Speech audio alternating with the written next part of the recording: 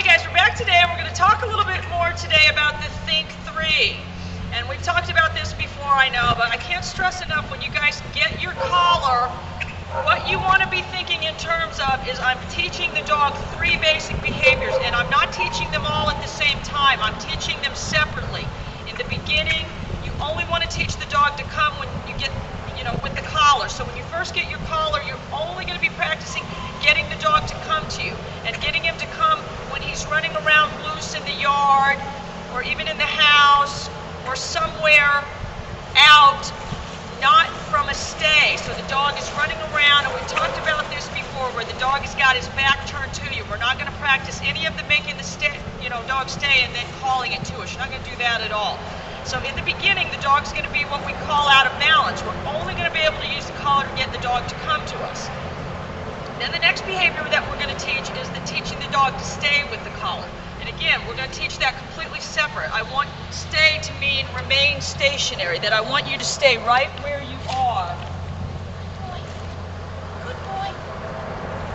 Not, I'm going to call you. If you always make the dog stay and then call it to you, stay takes on a completely different meaning.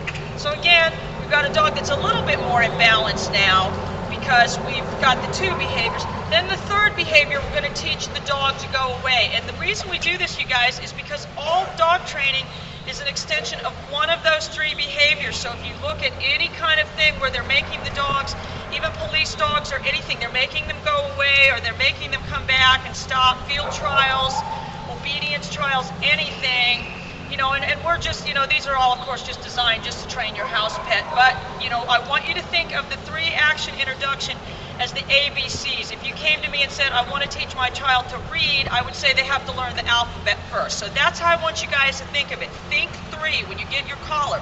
Don't get the collar and start using it to correct the dog for jumping up or doing anything like that. Only use the collar in the beginning to get the dog to come to you. Once we've got the dog trained for all the behaviors, then we do something called a 3-action drill, where you're practicing all of the behaviors and then you're being ready to reinforce them if the dog doesn't do them. So then the dog is in balance. So we'll just do that a little bit with paper, and then we'll talk a little bit more at the end. So I've got him remaining stationary, and you can see him. We want to read the dog's body language. We want him to understand. I want him to stay there. So now I'm going to use the pager to get him to come out of there. Paper, heel. All right. Good boy. Good boy.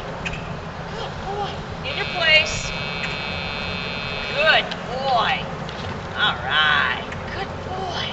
Paper, heel. All right. Good boy. Heel. Heel. All right. Good boy. Good boy, you are. Good boy. In your place. Good. This is also going to help the dog understand heel, because he's coming back. I'm remaining stationary and he's coming back to me. Paper, heel. Good boy. Heel. Heel. Heel. All right. Good boy. In your place. Holding the pager down. Good boy. What a good boy you are. Paper, heel.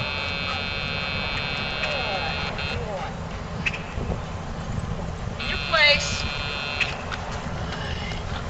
Good boy you are. Paper, heel.